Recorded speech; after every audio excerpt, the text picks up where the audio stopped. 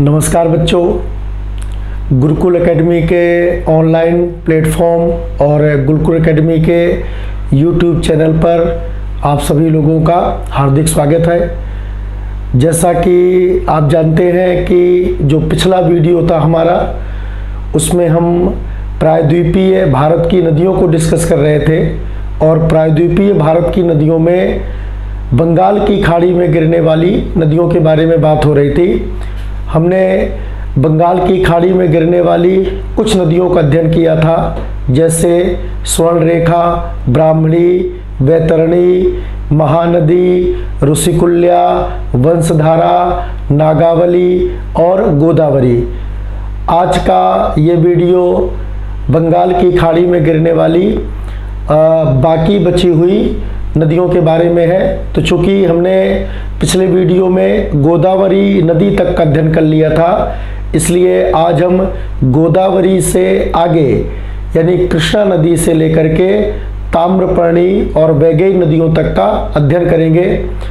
तो गोदावरी के बाद में बंगाल की खाड़ी में गिरने वाली जो दूसरी महत्वपूर्ण नदी है वह है कृष्णा नदी।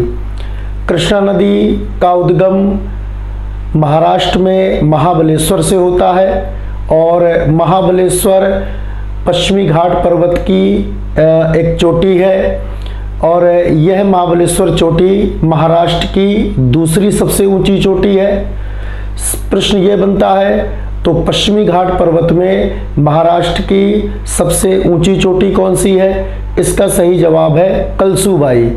बच्चों, पश्चिमी घाट पर्वत जिसका विस्तार आप जानते हैं, जिसका विस्तार गुजरात से लेकर के तमिलनाडु तक है। पश्चिमी घाट पर्वत ये 6 राज्यों में फैला हुआ है। गुजरात के बाद महाराष्ट्र के बाद गोवा के बाद कर्नाटक, केरल और तमिलनाडु।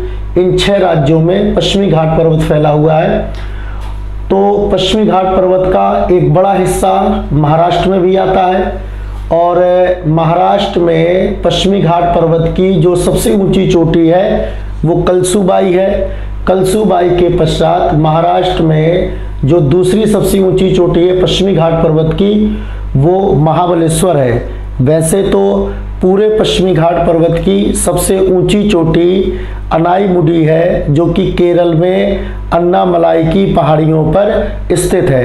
लेकिन हम चूंकि महाराष्ट्र की बात कर रहे हैं कि महाराष्ट्र में कलसूबाई पश्चिमी घाट पर्वत की सबसे ऊंची चोटी है और दूसरी सबसे ऊंची चोटी महाबलेश्वर है। तो कृष्णा नदी का उद्गम महाबलेश्वर से होता है और कृष्णा नदी की कुल लंबाई 1400 किलोमीटर है और इस हिसाब से कृष्णा नदी दक्षिण भारत की गोदावरी के पश्चात में दूसरी सबसे लंबी नदी है। तो दक्षिण भारत की या प्रायद्वीपीय भारत की सबसे लंबी नदी गोदावरी है, जिसकी कुल लंबाई लगभग 1465 किलोमीटर है। इसके पश्चात में फिर कृष्णा नदी का नंबर आता है। तो Krishna river is second longest peninsular river of India, जिसकी कुल लंबाई 1400 किलोमीटर है। कृष्णा नदी का सोर्स महाबलेश्वर है, महाराष्ट्र है। कृष्णा नदी का जो माउथ है यानी कृष्णा नदी का मुहाना कहाँ पर है? तो कृष्णा नदी का मुहाना बे ऑफ बंगाल है, बंगाल की खाड़ी में। विजयवाड़ा के समीप कृष्णा नदी अपने डेल्टा का निर्माण करती हुई बंगाल की खाड़ी में गिरती है, आंध्र प्रदेश से गिरती है।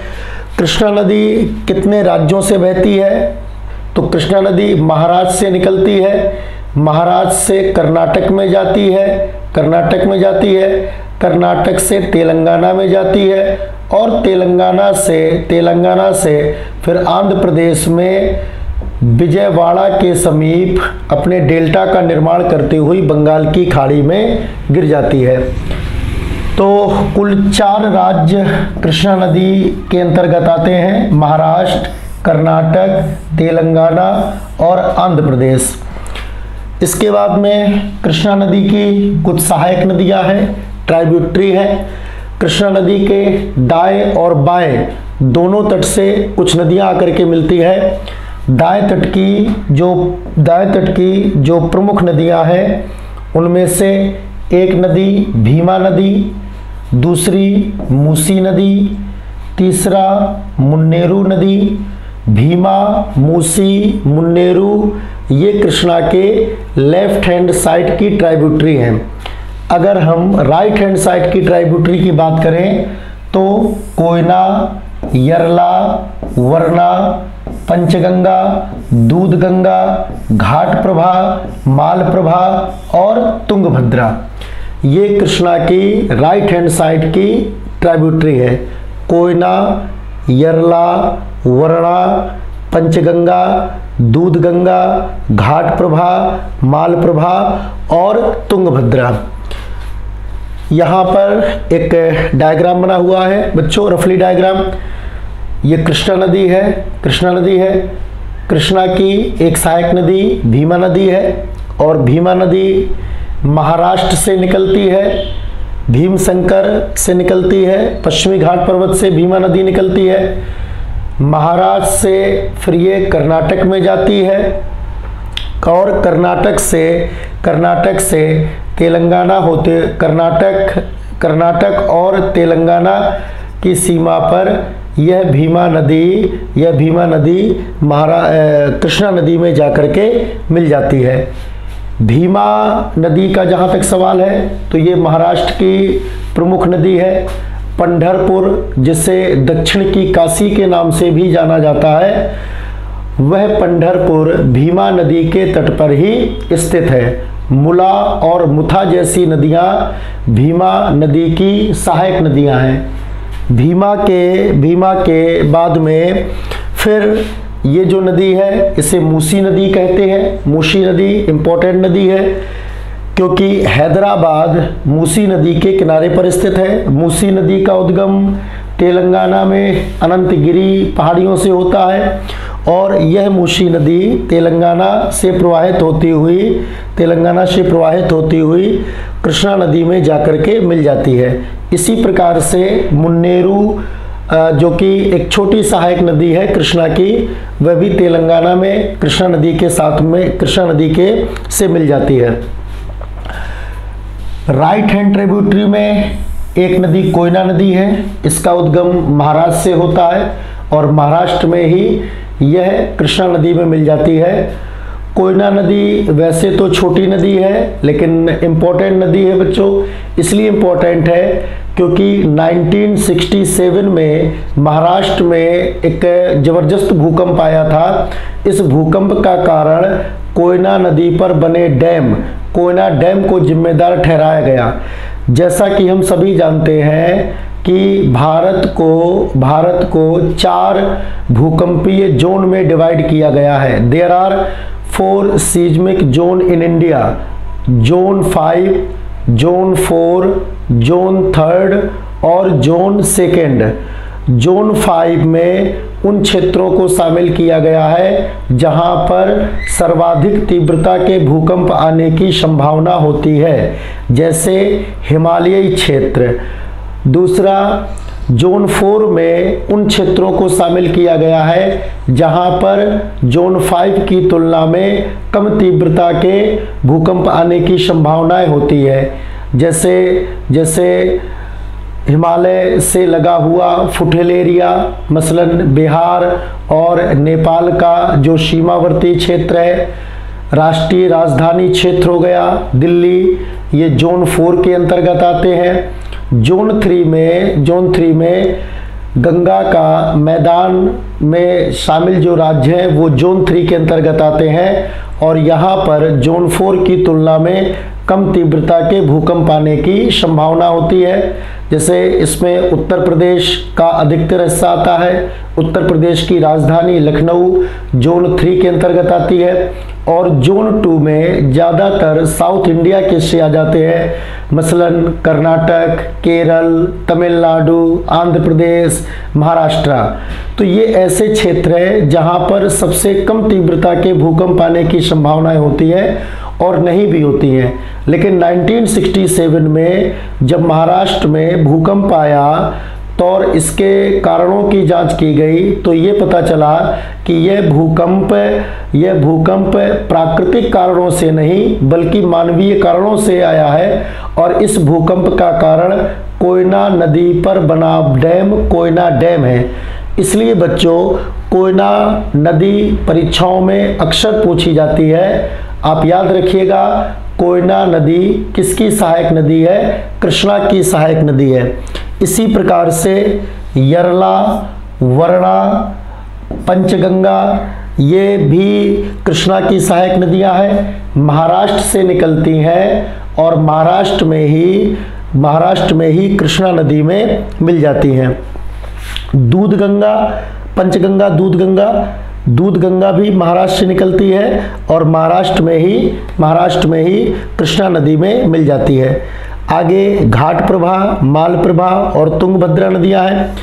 घाट प्रभा जो नदी है वह भी कृष्णा की एक सहायक नदी है और इनके बारे में ये कुछ डिस्क्रिप्शन है। जैसे ये बेटा बच्चों कृष्णा रिवर सिस्टम का एक मैप है। जैसे ये कृष्णा नदी है, कृष्णा नदी इस प्रकार से प्रवाहित होती है और विजयवाड़ा के समीप से डेल्टा का निर्माण करती हुई गिरती है। ये भीमा नदी है बच्चों, महाराष्ट्र से निकलती है। कर्नाटक और तेलंगाना की सीमा पर यह भीमा नदी तेलंगाना में जाकर के भीमा नदी कृष्णा नदी से मिल जाती है। मूसी नदी हैदराबाद इसी मूसी नदी के तट पर बसा हुआ है। और ये बच्चों तुंगभद्रा नदी है। असल में तुंग और भद्रा नदियों के मिलने से यह तुंगभद्रा नदी बनती है, इम्पोर्टेंट नदी है और जो कृष्णा की बड़ी सहायक नदियों में से एक नदी है।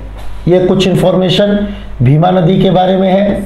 भीमा नदी का उद्गम वेस्टर्न घाट से होता है, महाराष्ट्र से, और जहाँ से भीमा नदी का उद्गम होता है उसको भीमशंकर कहते हैं। यह नदी 3 राज्यों से होकर के बहती है, महाराष्ट्र से, कर्नाटक से और तेलंगाना से। तेलंगाना में भीमा नदी कृष्णा नदी से मिल जाती है। पंढरपुर, अभी हमने थोड़ी देर पहले चर्चा की थी पंढरपुर की। पंढरपुर को दक्षिण की काशी कहा जाता है और यह पंढरपुर भीमा नदी के किनारे पर स्थित है। इसी पंढरपुर में विट्ठल टेम्पल है, ये आप याद रखिएगा। विट्ठल टेम्पल महाराष्ट्र में है, पंढरपुर में है। महाराष्ट्र के सोलापुर डिस्ट्रिक्ट में पंढरपुर पड़ता है बच्चों। और विट्ठल टेम्पल हो गया। विट्ठल टेम्पल के अलावा विठोबा टेम्पल, विट्ठल टेम्पल के अलावा विठोबा टेम्पल भी पंढरपुर में ही है। यह हिंदू पिलग्रिमेज है। संत तुकाराम, संत नामदेव इत्यादि महान संतों का संबंध पंढरपुर से ही रहा है। दूसरी जो नदी मूसी नदी है। मूसी नदी का उद्गम अनंतगिरी हिल से होता है तेलंगाना में और मूसी नदी के किनारे हैदराबाद बसा हुआ है। ये आप याद रखेंगे, इम्पोर्टेंट है, इसे पेपर में पूछा जाता है। हैदराबाद किस नदी के तट पर स्थित है? तो हैदराबाद मूसी नदी के तट पर स्थित है। इसके अलावा उस्मान सागर और हुसैन सागर डैम, इन डैम को जो नदी अपना जल प्रोवाइड कराती है वो नदी है मूसी नदी। हुसैन सागर जो डैम है बच्चों, हैदराबाद और सिकंदराबाद शहरों के बीच में हुसैन सागर डैम बना हुआ है। हैदराबाद और सिकंदराबाद शहरों के बीच में कौन सी झील पाई जाती है? हुसैन सागर झील पाई जाती है। और यह हुसैन सागर झील जलकुंभी के कारण, हुसैन सागर झील जलकुंभी के कारण काफ़ी अधिक मात्रा में प्रदूषित है। और हैदराबाद और सिकंदराबाद इन दो शहरों को सैटेलाइट टाउन के नाम से जाना जाता है। ये दोनों शहर सैटेलाइट टाउन है, यानी जुड़वा नगर है। जैसे कोचीन का जुड़वा नगर एर्नाकुलम है, उसी प्रकार से हैदराबाद का जो जुड़वा नगर है वो सिकंदराबाद है। मूसी के बाद में कोयना नदी, ये छोटी नदी है, और 1967 में आए अर्थक्वेक के कारण यह नदी चर्चा में रहती है और इसीलिए इसे पेपर में पूछा जाता है। कोयना के बाद में यरला वरना, इनके बारे में ऐसी कोई खास इन्फॉर्मेशन नहीं है, बस आप इतना याद कर लीजिएगा कि यरला वरना, पंचगंगा, दूधगंगा, ये सभी कृष्णा की सहायक नदियां हैं जो महाराष्ट्र से निकलती हैं और महाराष्ट्र में ही कृष्णा नदी में मिल जाती हैं। इसके बाद में कृष्णा की एक सहायक नदी है घाटप्रभा। कृष्णा की एक सहायक नदी है घाटप्रभा। इस प्रकार से कोयना, जैसे अगर हम देखें कोयना, यरला, वरना, पंचगंगा, दूधगंगा, तो ये सारी की सारी नदियां महाराष्ट्र से निकलती हैं और महाराष्ट्र में ही कृष्णा नदी में मिल जाती हैं। इसके बाद में जहाँ तक घाटप्रभा नदी का सवाल है बच्चों, जहाँ घाटप्रभा नदी का सवाल है, तो घाटप्रभा नदी का उद्गम होता तो महाराष्ट्र से है। महाराष्ट्र में सिंधुदुर्ग जिले से ये घाटप्रभा नदी निकलती है। महाराष्ट्र में सिंधुदुर्ग जिले से घाटप्रभा नदी निकलती है और महाराष्ट्र और कर्नाटक से प्रवाहित होती हुई यह कृष्णा नदी में जाकर के मिल जाती है। घाटप्रभा नदी पर एक फेमस वाटरफॉल पाया जाता है जिसे गोकक वाटरफॉल या गोकक जलप्रपात के नाम से जाना जाता है। यह गोकक जलप्रपात महाराष्ट्र के बेलगावी या बेलगाम में है। ये वही बेलगाम या बेलगावी है जिसको लेकर के महाराष्ट्र और कर्नाटक के बीच में विवाद होता रहता है। चूँकि और बेलगावी या बेलगाम या बेलगांव को आप इस रूप में भी जानते हैं कि महात्मा गांधी ने भारतीय राष्ट्रीय कांग्रेस के जो भी सम्मेलन आयोजित हुए उनमें से एकमात्र ऐसा सम्मेलन था बेलगावी सम्मेलन, जिसकी अध्यक्षता महात्मा गांधी के द्वारा की गई। आप जानते हैं कि कांग्रेस की स्थापना से लेकर के आज़ादी के बाद तक कई सारे भारतीय राष्ट्रीय कांग्रेस के सम्मेलनों का आयोजन किया जाता रहा और विभिन्न प्रकार के व्यक्तियों के द्वारा इस सम्मेलन की अध्यक्षता की गई। महात्मा गांधी, जिन्हें हम भारत के राष्ट्रपिता के रूप में जानते हैं, उन्होंने केवल और केवल एक ही सम्मेलन की अध्यक्षता की जिसका नाम था बेलगावी या बेलगाम सम्मेलन। तो बेलगाम, वर्तमान में बेलगाम का मुद्दा चर्चा में भी है क्योंकि महाराष्ट्र लगातार रूप से इसे अपने राज्य में शामिल करने की मांग करता रहा है। इसका कारण ये है कि बेलगावी में ज़्यादातर आबादी मराठी भाषा बोलने वालों की है और कर्नाटक में मुख्य रूप से कन्नड़ भाषा बोली जाती है और यही कारण है कि बेलगांव को लेकर के महाराष्ट्र और कर्नाटक के बीच में विवाद होता रहता है बच्चों। तो बेलगावी में या बेलगाम में घाटप्रभा नदी के द्वारा एक जलप्रपात बनाया जाता है जिसे गोकक वाटरफॉल या गोकक जलप्रपात के नाम से जानते हैं। तो घाटप्रभा दो राज्यों से बहती है, महाराष्ट्र से निकलती है और यह कर्नाटक में कृष्णा नदी में मिलती है, जबकि कोयना, यरला, वरना, पंचगंगा और दूधगंगा ये सारी की सारी नदियां महाराष्ट्र से निकलती हैं और महाराष्ट्र में ही कृष्णा नदी में जाकर के मिल जाती है। इसके बाद में मालप्रभा नदी, घाटप्रभा के बाद में मालप्रभा नदी का उद्गम कर्नाटक के बेलगाम से होता है और यह नदी केवल कर्नाटक में ही प्रवाहित होती है। यह नदी केवल कर्नाटक में ही प्रवाहित होती है और कर्नाटक से प्रवाहित होती हुई कर्नाटक में ही कृष्णा नदी में जाकर के मिल जाती है। मालप्रभा नदी इसलिए महत्वपूर्ण है, बादामी, आप इसे हिस्ट्री में पढ़ेंगे यह वर्ल्ड हेरिटेज साइट है बादामी। और बादामी जो कि वर्ल्ड हेरिटेज साइट है भारत में, किस नदी के तट पर स्थित है? इसका सही जवाब है मालप्रभा नदी। मालप्रभा के बाद में तुंगभद्रा नदी। तुंगभद्रा नदी, तुंगभद्रा नदी का जहाँ तक सवाल है तो इधर देखिए बच्चों, तुंगभद्रा नदी, तुंगभद्रा नदी का उद्गम कर्नाटक से होता है। तुंगभद्रा नदी का उद्गम कर्नाटक से होता है। और यह तुंगभद्रा नदी, यह तुंगभद्रा नदी कर्नाटक से प्रवाहित होती हुई, कर्नाटक से प्रवाहित होती हुई तेलंगाना में जाकर के कृष्णा नदी से मिल जाती है। तुंगभद्रा नदी, तुंगभद्रा नदी दो धाराओं के आपस में मिलने से बनती है। इसकी एक धारा का नाम है तुंग, इसकी एक धारा का नाम है तुंग और दूसरी धारा का नाम है भद्रा। तुंगभद्रा नदी दो धाराओं के मिलने से बनती है।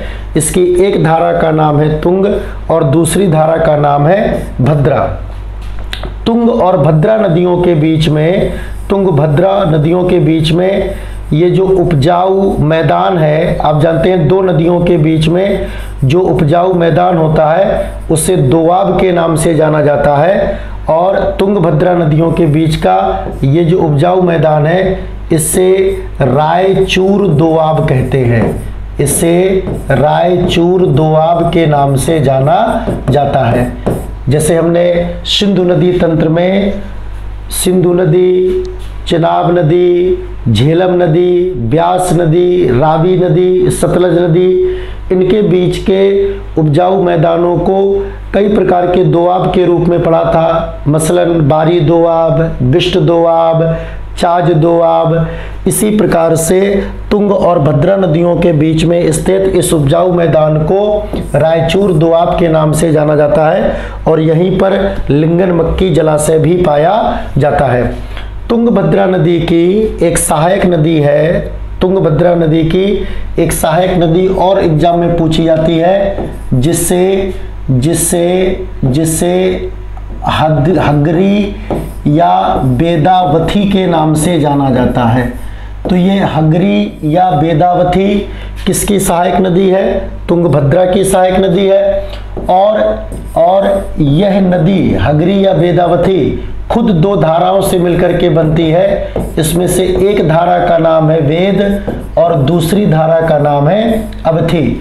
तो हगरी या बेदावथी ये कृष्णा की सहायक नदी नहीं है, ये तुंगभद्रा की सहायक नदी है और यह फिर दो धाराओं के मिलने से बनती है। इनमें से एक धारा का नाम है वेद और दूसरी धारा का नाम है अवथी। तो तुंगभद्रा नदी के किनारे हासपेट स्थित है, इसे आप पढ़ेंगे हासपेट के बारे में। हासपेट कर्नाटक में अपने आयरन ओर प्रोडक्शन के लिए जाना जाता है। जैसे कर्नाटक में बहुत सारी ऐसी जगह है जो अपने लौह अयस्क उत्पादन के लिए जानी जाती हैं, जैसे हासपेट, बेल्लारी, चित्रदुर्ग, शिमोगा, कुद्रेमुख, बाबा बूदन की पहाड़ियाँ, ये सारे के सारे बहुत फेमस प्लेस हैं। ये सारे के सारे बहुत फेमस प्लेस हैं जो अपने लौह अयस्क उत्पादन के लिए जाने जाते हैं। इसके अलावा हम्पी जो कि विजयनगर साम्राज्य का एक प्रमुख केंद्र रहा है, हम्पी भी तुंगभद्रा नदी के किनारे पर स्थित है। आंध्र प्रदेश में करनूल एक जगह पाई जाती है, करनूल भी तुंगभद्रा नदी के किनारे पर स्थित है। और जब आंध्र प्रदेश को मद्रास प्रांत से अलग किया गया था तो आंध्र प्रदेश की जो प्रारंभिक राजधानी थी वो करनूल ही थी बच्चों। इसके बाद में ये कृष्णा की कुछ सहायक नदियां थी और कृष्णा नदी पर कुछ मेजर प्रोजेक्ट पाए जाते हैं। इन प्रोजेक्ट में से आपको याद रखना रहेगा अलमट्टी डैम किस पर बना हुआ है? आंध्र प्रदेश पर बना हुआ है। तो अलमट्टी डैम किस नदी पर है? कृष्णा नदी पर है। किस राज्य में है? आंध्र प्रदेश में है। नागार्जुन सागर डैम, बहुत फेमस डैम है ये, नागार्जुन सागर डैम आंध्र प्रदेश में है। श्रीशैलम ये आंध्र प्रदेश में है। प्रकाशम डैम या प्रकाशम बैराज ये आंध्र प्रदेश में है। तो कृष्णा नदी पर अलमट्टी डैम है आंध्र प्रदेश में, नागार्जुन सागर डैम है आंध्र प्रदेश में, श्रीशैलम डैम है आंध्र प्रदेश में और प्रकाशम डैम है आंध्र प्रदेश में। कृष्णा के बाद में तीन नदियां और छोटी प्रवाहित होती हैं कृष्णा के बाद में।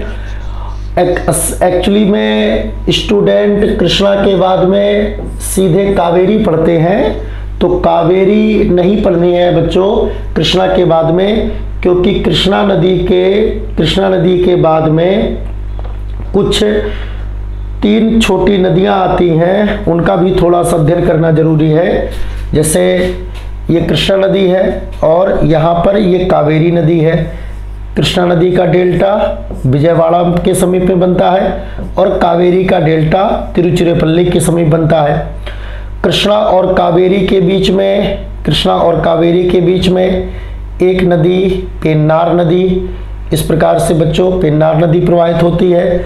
यह पेन्नार नदी कर्नाटक से निकलती है, कर्नाटक, तेलंगाना, आंध्र प्रदेश से प्रवाहित होती हुई बंगाल की खाड़ी में पेन्नार नदी गिर जाती है। पेन्नार के बाद में ये नदी आप देख रहे होंगे, इस नदी को कहा जाता है पलार नदी।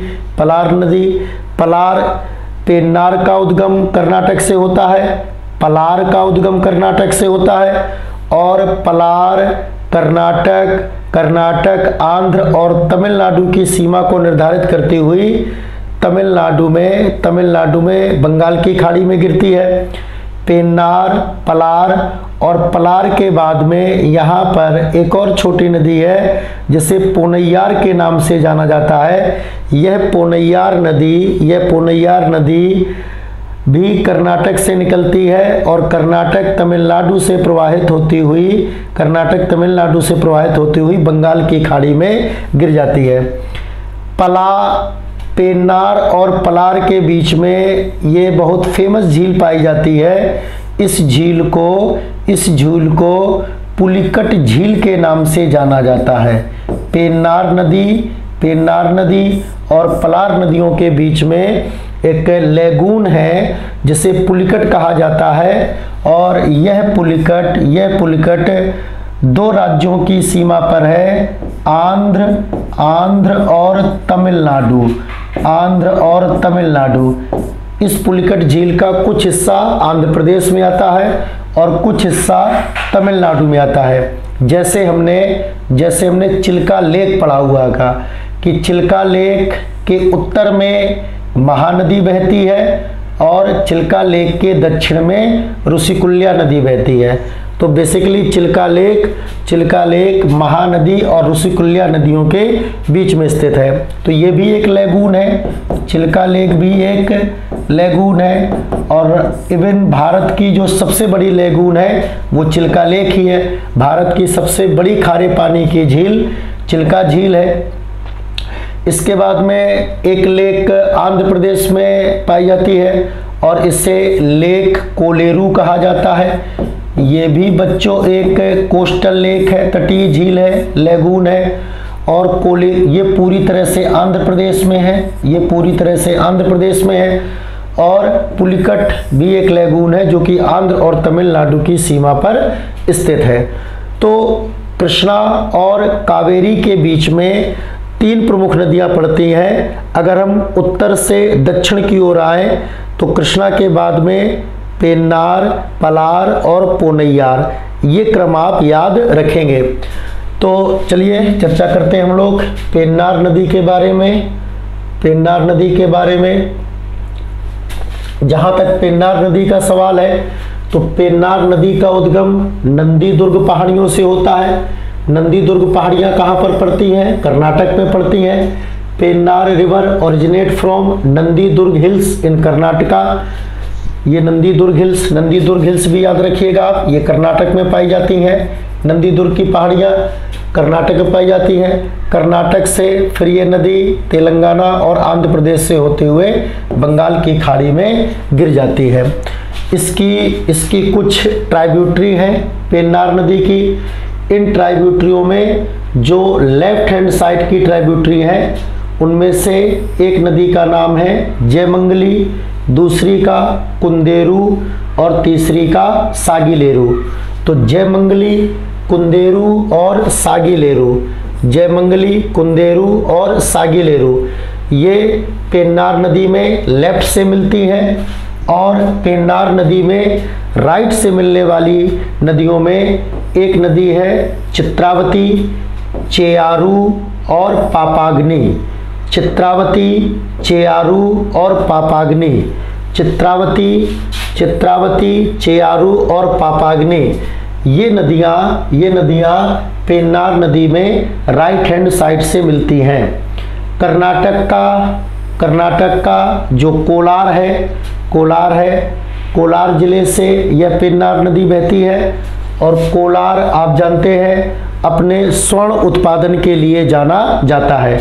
आप जानते हैं भारत में सबसे ज़्यादा सोना कर्नाटक में पैदा किया जाता है। कर्नाटक में क्वाड चट्टानें पाई जाती हैं, धारवाड़ चट्टानें पाई जाती हैं और इन्हीं धारवाड़ और क्वाड चट्टानों से सोने की प्राप्ति होती है। तो कर्नाटक का कोलार किस लिए प्रसिद्ध है? कर्नाटक का कोलार अपने स्वर्ण उत्पादन के लिए प्रसिद्ध है। इसके अलावा कर्नाटक में हट्टी भी अपने स्वर्ण उत्पादन के लिए जाना जाता है।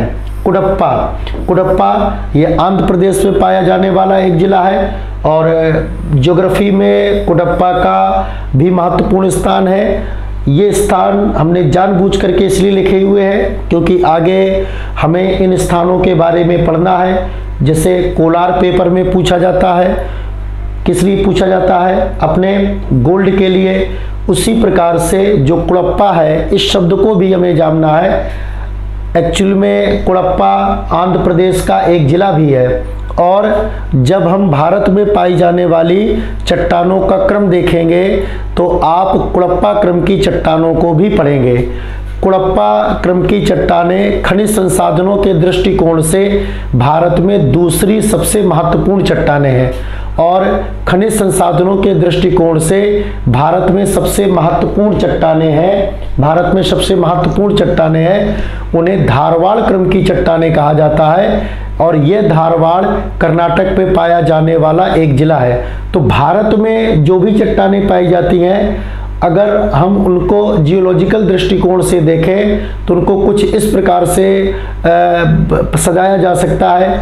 आर्कियन क्रम की चट्टानें, दूसरा कुडप्पा धारवाड़ क्रम की चट्टानें, तीसरा कुडप्पा क्रम की चट्टानें, चौथा गोंडवाना क्रम की चट्टानें और पांचवा डेक्कन ट्रैप।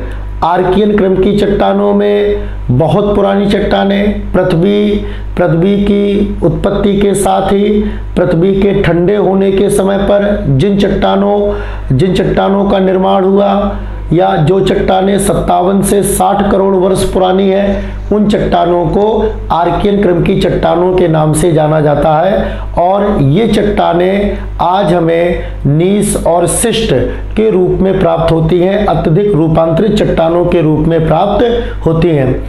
दूसरा धारवाड़ क्रम की चट्टानें। जहाँ तक धारवाड़ क्रम की चट्टानों का सवाल है तो आर्कियन क्रम की चट्टानों के वीदरिंग और इरोजन के द्वारा धारवाड़ क्रम की चट्टानों का निर्माण हुआ और भारत में खनिज संसाधनों के दृष्टिकोण से सबसे महत्वपूर्ण चट्टानें धारवाड़ क्रम की चट्टानें हैं। यानी जो बहुमूल्य खनिज है सोना, तांबा, ये सारे के सारे जो बहुमूल्य खनिज है वो धारवाड़ क्रम की चट्टानों से ही प्राप्त किए जाते हैं। इसके बाद में कुडप्पा क्रम की चट्टानें। तो धारवाड़ के बाद में खनिज संसाधनों के दृष्टिकोण से जो दूसरी सबसे महत्वपूर्ण चट्टानें हैं उन्हें कुडप्पा क्रम की चट्टानों के नाम से जाना जाता है। तो कुडप्पा आंध्र प्रदेश में एक जिला भी है। तीसरा अगला जो इसमें स्थान आएगा वो गोंडवाना क्रम की चट्टानें। भारत में जो सबसे ज़्यादा कोयला है वो गोंडवाना क्रम की चट्टानों से प्राप्त किया जाता है। 90 से 95% कोयला भारत का गोंडवाना क्रम की चट्टानों से ही प्राप्त किया जाता है, जो कि बिटुमिनस प्रकार का कोयला है। और इसके बाद में डक्कन ट्रैप बेसाल्टिक लावा से निर्मित यह एक लावा मैदान है, लावा पठार है। और भारत में क्रिटेशियस काल में फिशर इरप्शन के द्वारा वेल्केनो का उद्गार हुआ, ज्वालामुखी का उद्गार हुआ। और क्रिटेशियस काल में ये जो ज्वालामुखी का उद्गार हुआ उससे बेसाल्टिक लावा निकला, और यह बेसाल्टिक लावा भारत के लगभग 10 लाख वर्ग किलोमीटर में फैल गया। और इस क्षेत्र में ज़्यादातर महाराष्ट्र, गुजरात, मालवा का पठार, बुंदेलखंड का पठार, कुछ क्षेत्रों में कर्नाटक, केरल, तमिलनाडु ये क्षेत्र आते हैं। इस पूरे क्षेत्र को डक्कन ट्रैप के नाम से जाना जाता है। और यही डक्कन ट्रैप में जो बेसाल्टिक चट्टानें पाई जाती हैं, इन्हीं बेसाल्टिक चट्टानों के वीदरिंग और इरोजन के द्वारा भारत में काली मिट्टी का इतना विशाल क्षेत्र पाया जाता है। तो कुडप्पा इस प्रकार से कुडप्पा का महत्व आप सीख गए होंगे कि आगे चल करके हमें कुडप्पा के बारे में ये तमाम चीजें पढ़नी रहेंगी। इसके बाद में नेल्लौर जिले से पेन्नार नदी प्रवाहित होती है।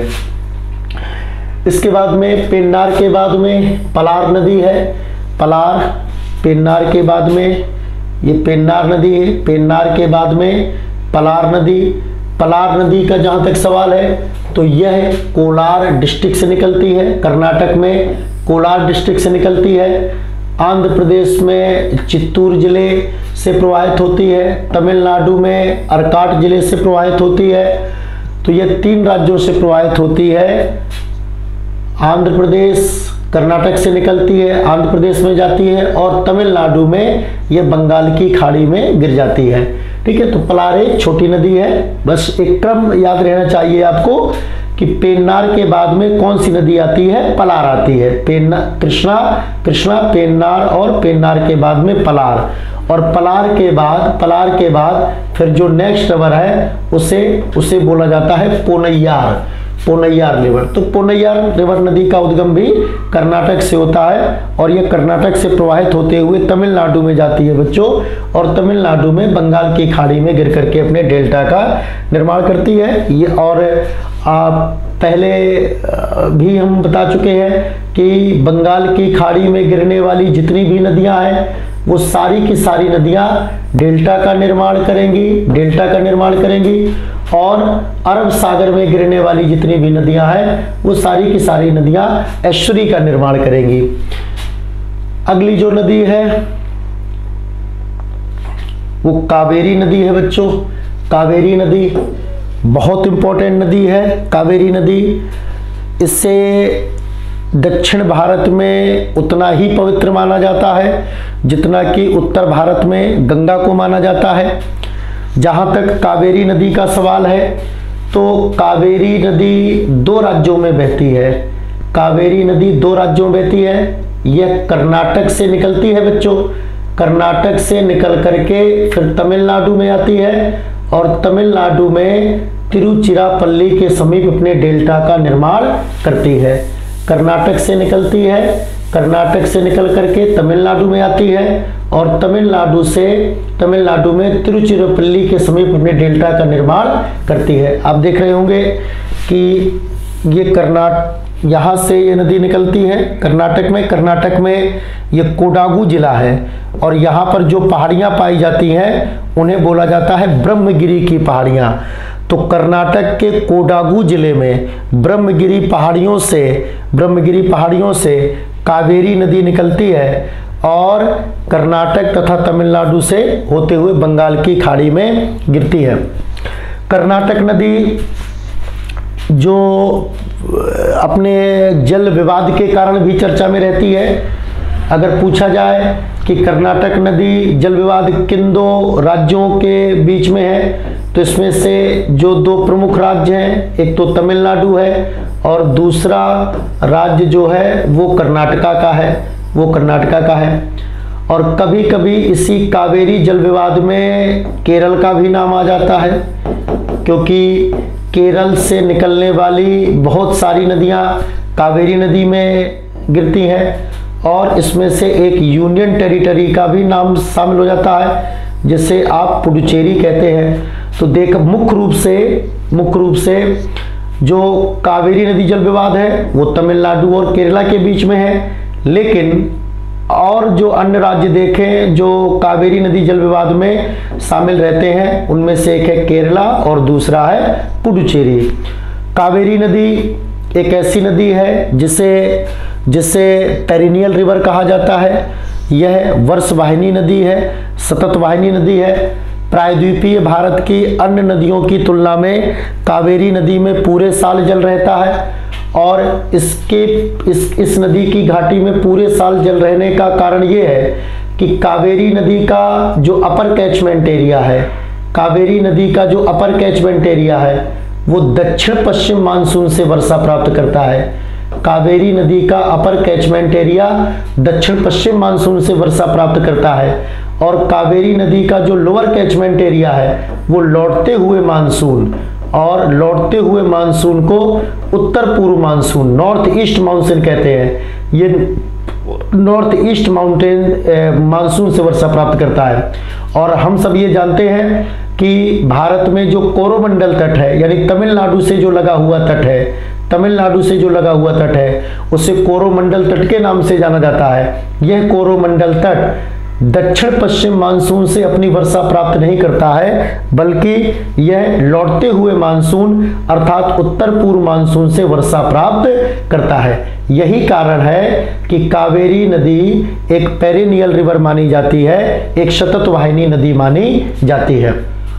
कावेरी नदी गुम्फित जलमार्ग बनाती है और गुम्फित जलमार्ग यानी ब्रेडेड जलमार्ग बनाती है। ब्रेडेड जलमार्ग हम लोग ब्रह्मपुत्र नदी के संदर्भ में सीख चुके हैं। ब्रेडेड जलमार्ग कि जब कोई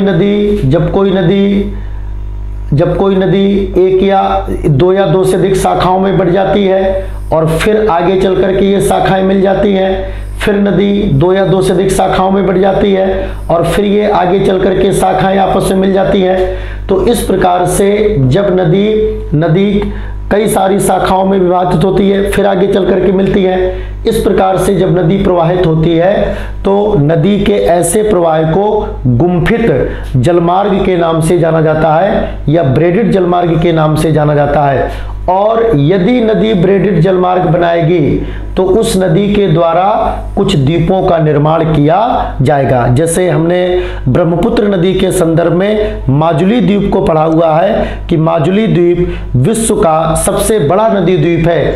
इसी प्रकार से कावेरी नदी के द्वारा भी कुछ रिवर आइलैंड बनाए जाते हैं, जैसे श्रीरंगम और श्रीरंगपत्तनम, ये एक प्रकार के कावेरी नदी के द्वारा बनाए गए आइलैंड हैं। कावेरी नदी की घाटी में चावल की खेती बहुतायत रूप में होती है, इसलिए अगर आपसे पूछा जाए कि दक्षिण भारत में चावल के कटोरे का क्षेत्र किसे कहा जाता है तो आप बताएंगे कि दक्षिण भारत में चावल के कटोरे का क्षेत्र कावेरी नदी के बेसिन को कहा जाता है। चावल से संबंधित बहुत सारे सवाल बन सकते हैं, जैसे भारत में सबसे ज़्यादा चावल पश्चिम बंगाल में पैदा किया जाता है और इस मामले में उत्तर प्रदेश का दूसरा स्थान है।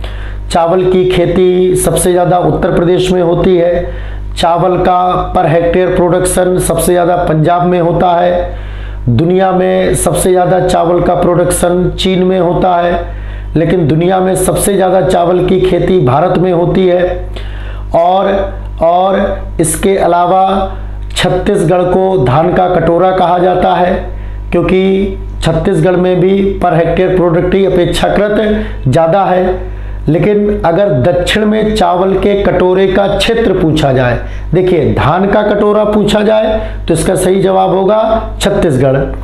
अगर दक्षिण में चावल के कटोरे का क्षेत्र पूछा जाए तो इसका सही जवाब होगा कावेरी नदी की जो घाटी है या कावेरी नदी जो बेसिन है उसे दक्षिण भारत में चावल के कटोरे के क्षेत्र के नाम से जाना जाता है। और कावेरी नदी 2 राज्यों से बहती है, कर्नाटक तमिलनाडु, ये ऑलरेडी हम आपको बता चुके हैं। ब्रह्मगिरी हिल से निकलती है, ब्रह्मगिरी हिल कोडागू डिस्ट्रिक्ट में है।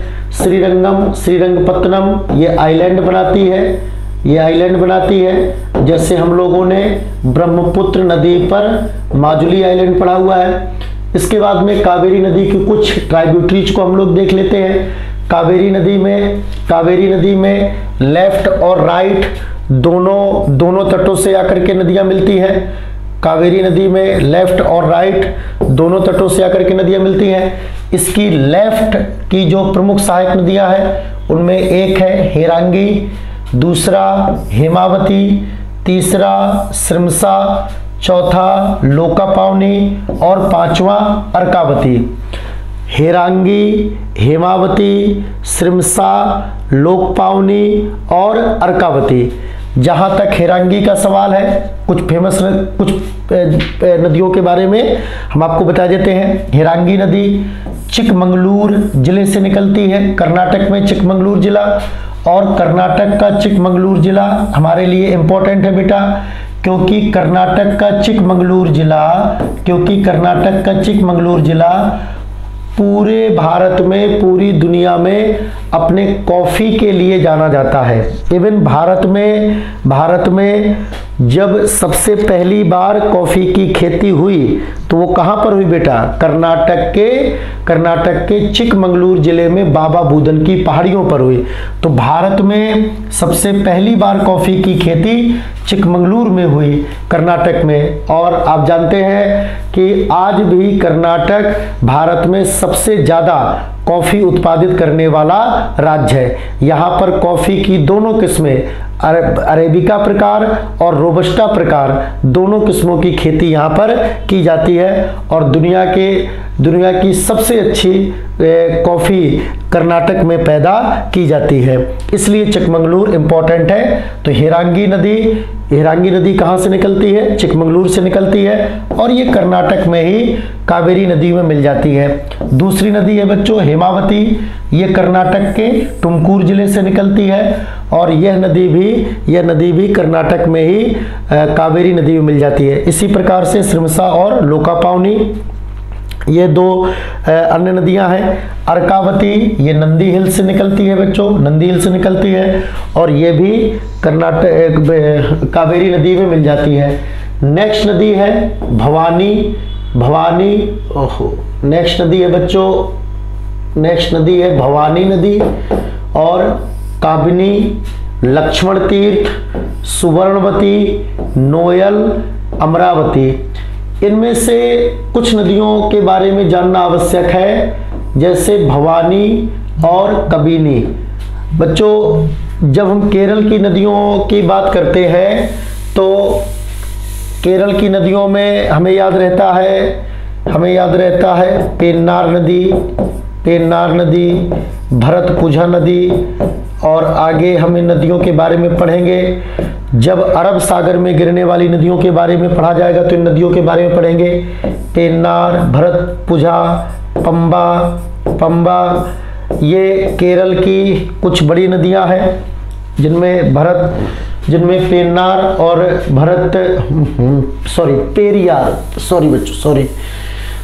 पेन्नार तो बंगाल की खाड़ी में गिरती है, पेरियार, और इस संदर्भ में आप मुल्ला पेरियार बांध पढ़ते हैं। पेरियार नदी, भरतपुझा नदी,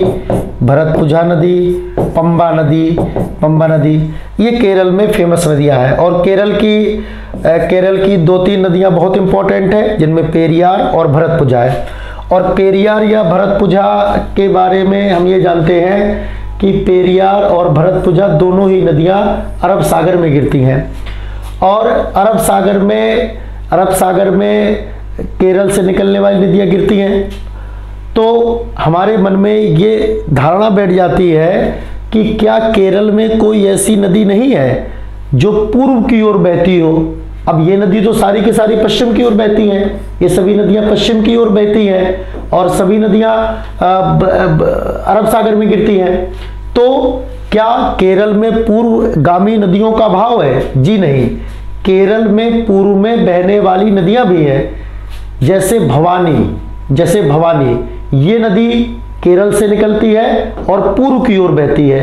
काबिनी ये भी केरल की पूर्वगामी नदियां हैं और जो काबिनी रिवर है वो केरल के कोझिकोड से निकलती है और कावेरी नदी में मिलती है। भवानी नदी ये केरल के वायनाड जिले से निकलती है, केरल और तमिलनाडु से बहती है। जो भवानी नदी है वो केरल से उसका उद्गम होता है और केरल से निकल करके ये तमिलनाडु में जाती है और तमिलनाडु की बड़ी नदियों में से एक माना जाता है भवानी नदी को।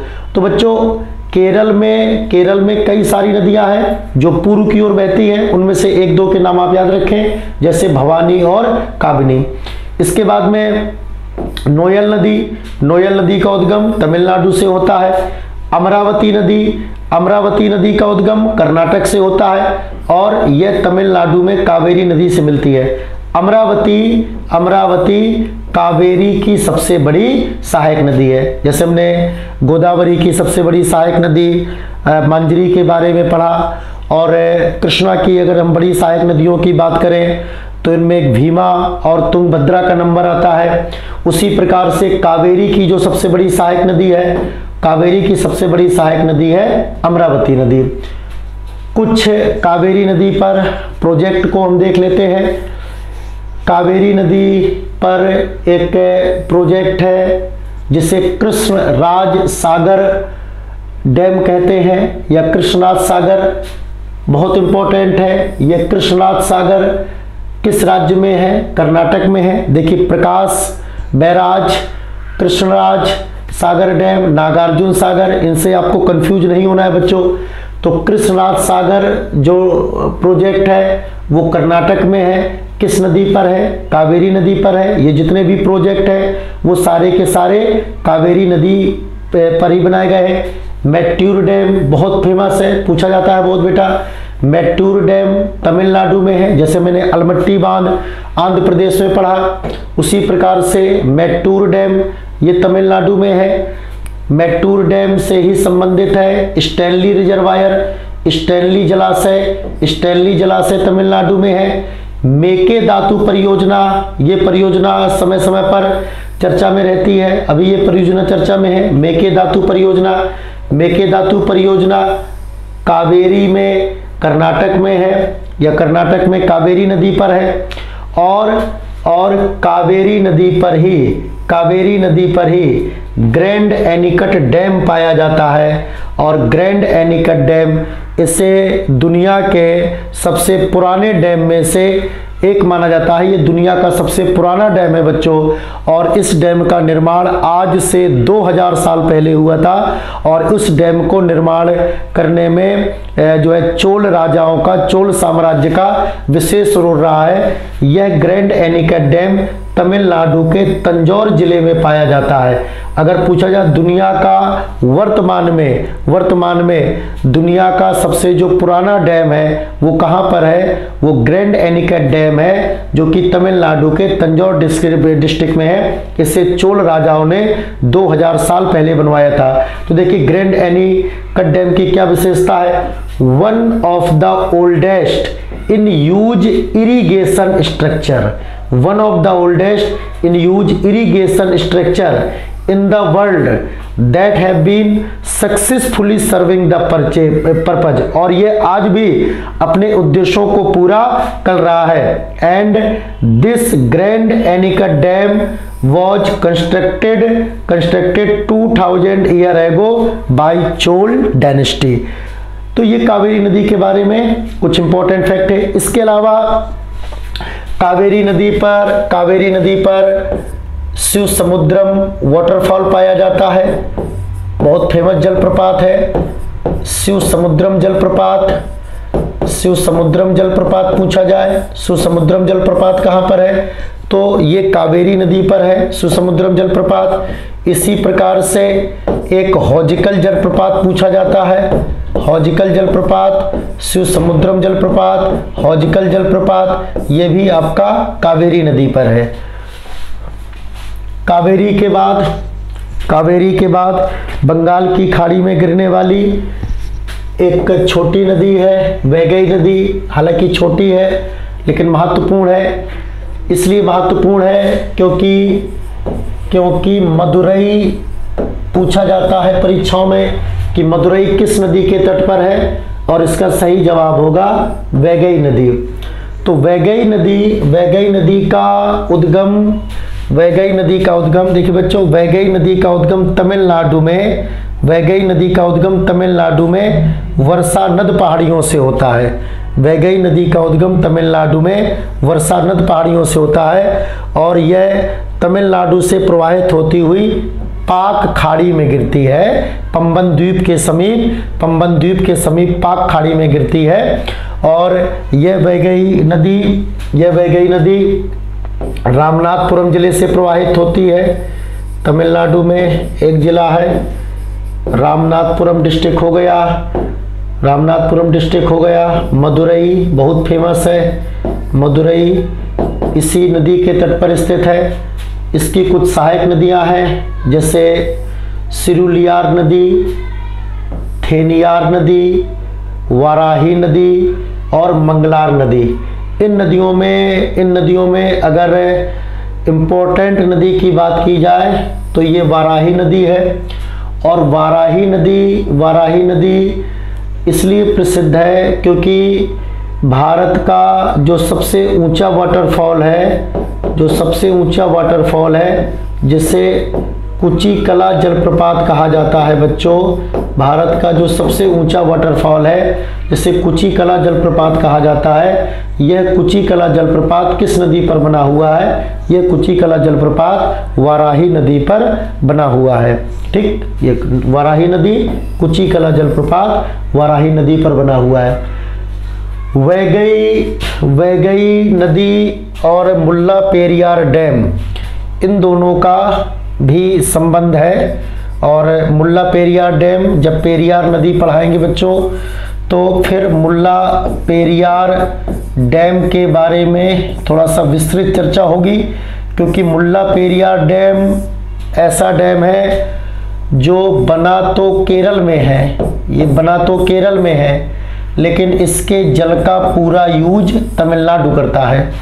मुल्ला पेरियार डैम, ये अपने आप में मज़ेदार बात है कि एक डैम बना केरल में है और केरल चाह करके भी इस डैम की एक बूंद जल का प्रयोग नहीं कर सकता है, और इस डैम के जल का प्रयोग करने का जो एकाधिकार है वो तमिलनाडु को दिया गया है, तमिलनाडु के पास में है। क्या इसके पीछे की कहानी है? जब अरब सागर में गिरने वाली नदियों को पढ़ेंगे तो एक नदी पढ़ाएंगे बेटा, पेरियार नदी, और उसी पेरियार नदी के संदर्भ में मुल्ला पेरियार डैम की भी चर्चा होगी। अभी आप इतना जान लीजिए कि जो मुल्ला पेरियार डैम है, मुल्ला पेरियार डैम और वैगई नदी, मुल्ला पेरियार डैम और वैगई नदी एक नहर से जुड़े हुए हैं जिसे वैगई नहर कहते हैं। तो मुल्ला पेरियार डैम से वैगई नहर के जरिए जल वैगई नदी में जाता है, और यह वैगई नदी, यह बाद में इस जल का प्रयोग मदुरई शहर की प्यास बुझाने में किया जाता है। इसके बाद में बंगाल की खाड़ी में गिरने वाली जो आखिरी नदी है वो ताम्रपर्णी नदी है। ये भी एक छोटी सी नदी है ताम्रपर्णी नदी, और तमिलनाडु से प्रवाहित होती है। तमिलनाडु में तिरुनेलवेली जनपद है, तिरुनेलवेली जनपद की यह प्रमुख नदी है ताम्रपर्णी नदी। ठीक है, तो ये वैगई नदी है, वैगई नदी, और ये नदी है बेटा, ये नदी है ताम्रपर्णी नदी।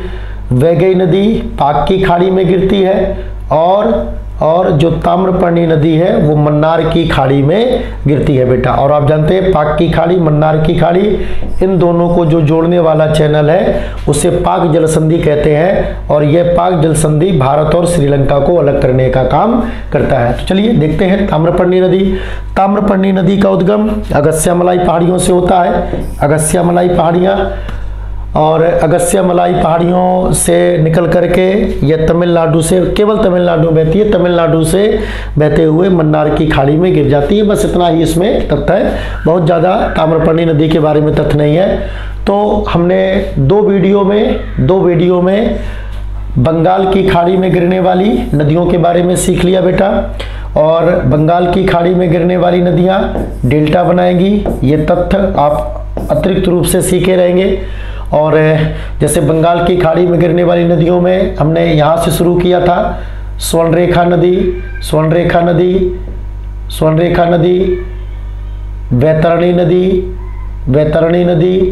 वैतरणी के बाद में ब्राह्मणी नदी, स्वर्णरेखा नदी, वैतरणी नदी, ब्राह्मणी के बाद में महानदी, ये महानदी है बच्चों, जो कि छत्तीसगढ़ और उड़ीसा से बहती है। महानदी के बाद में एक छोटी नदी आपको पढ़ाई थी, ऋषिकुल्या नदी, ये चिल्का झील है। ये नदी आप देख रहे हैं, ये नदी बच्चों उड़ीसा से निकलती है, आंध्र प्रदेश में जाती है। इस नदी को वंशधारा कहा जाता है। इसी के बाद में एक नदी और है जिसे नागावली कहते हैं, वंशधारा नागावली। ये दोनों नदियाँ उड़ीसा से निकलती हैं, उड़ीसा से उद्गमित होती हैं और उड़ीसा आंध्र प्रदेश से बहते हुए बंगाल की खाड़ी में गिर जाती हैं। बेसिकली वंशधारा नदी का उद्गम पूर्वी घाट पर्वत से होता है, नागावली नदी का उद्गम भी पूर्वी घाट पर्वत से होता है। फिर इसके बाद में बच्चों हमने गोदावरी नदी सीखी थी। ये गोदावरी नदी है, महाराष्ट्र में नासिक त्र्यंबकेश्वर से निकलती है, त्र्यंबकेश्वर से निकल करके महाराष्ट्र से निकल करके तेलंगाना पहुंचती है और तेलंगाना से निकल करके आंध्र प्रदेश में अपने डेल्टा का निर्माण करती है। प्रायद्वीपीय भारत की सबसे लंबी नदी है। वृद्धगंगा, बूढ़ी गंगा के नाम से भी इसको जाना जाता है, दक्षिण गंगा के नाम से। और इसकी कुछ सहायक नदियों को हमने पढ़ा था मेन, जैसे इसकी एक सहायक नदी प्रवरा पड़ी थी, इसकी एक सहायक नदी पूर्णा पड़ी थी, एक नदी इसकी सहायक नदी पेनगंगा है बच्चों, पेनगंगा है। पेनगंगा के बाद में ये नदी वर्धा है, और वर्धा के बाद में ये नदी, इसको वेनगंगा बोला जाता है। और जब इन तीनों नदियों का जल आपस में मिल जाता है तो इसको प्रणाहिता के नाम से जाना जाता है। इंद्रावती नदी है, उड़ीसा से निकलती है, ये भी पूर्वी घाट पर्वत से निकलती है। उड़ीसा से निकल करके छत्तीसगढ़ आती है और छत्तीसगढ़ और तेलंगाना की सीमा बनाती हुई ये यहाँ पर जो है बेटा गोदावरी नदी मिल जाती है। इंद्रावती नदी जो चित्रकूट जलप्रपात वगैरह है, इंद्रावती नेशनल पार्क है, ये सब आपको कहानी बताई गई है। इसके बाद में इंद्रावती के बाद में सबरी नदी भी बच्चों ये उड़ीसा से निकलती है। उड़ीसा से निकल करके फिर ये छत्तीसगढ़ उड़ीसा में बहते हुए आंध्र प्रदेश में जाकर के गोदावरी नदी से मिल जाती है। हमने बताया था इसी सबरी नदी को कोलाब नदी उड़ीसा में बोला जाता है, सबरी नदी को कोलाब नदी कहा जाता है। और इसी कोलाब की सहायक नदी हमने बताई थी जिसे सिलेरू, कोलाब की एक सहायक नदी है सिलेरू, और इस सिलेरू को मचकुंड रिवर के नाम से भी जाना जाता है बच्चों, ये मचकुंड रिवर है। फिर आज हमने आज का जो वीडियो शुरू किया हुआ है, हाँ, गोदावरी की एक और प्रमुख सहायक नदी है जिसको मांजरा के नाम से जाना जाता है। यह मांजरा महाराष्ट्र से निकलती है, महाराष्ट्र से निकल करके कर्नाटक जाती है और तेलंगाना में फिर ये गोदावरी नदी में मिल जाती है। जो निजाम सागर डैम है बच्चों, वो किस नदी पर बना हुआ है? मांजरा नदी पर बना हुआ है। गोदावरी की सबसे बड़ी सहायक नदी कौन सी है? गोदावरी की सबसे बड़ी सहायक नदी मांजरा नदी है। तो यहाँ तक नदियों को हमने डिस्कस कर लिया था, और जो आज का वीडियो है, आज की वीडियो में हमने कृष्णा नदी से लेकर के वैगई और ताम्रपर्णी नदियों तक डिस्कस कर लिया है। तो इस प्रकार से हमने बंगाल की खाड़ी में गिरने वाली नदियों का काफ़ी डिटेल में अध्ययन किया हुआ है। अब अगला जो वीडियो होगा उसमें हम अरब सागर में गिरने वाली नदियों का अध्ययन करेंगे, और इसी के साथ में जो नदियों के टॉपिक है वो ख़त्म हो जाएंगे। और आप सभी लोग ज़्यादा से ज़्यादा इस वीडियो को देखें और वीडियो को लाइक करें, सब्सक्राइब करें और अपने ज्ञानार्जन में वृद्धि करते रहें। बहुत बहुत धन्यवाद।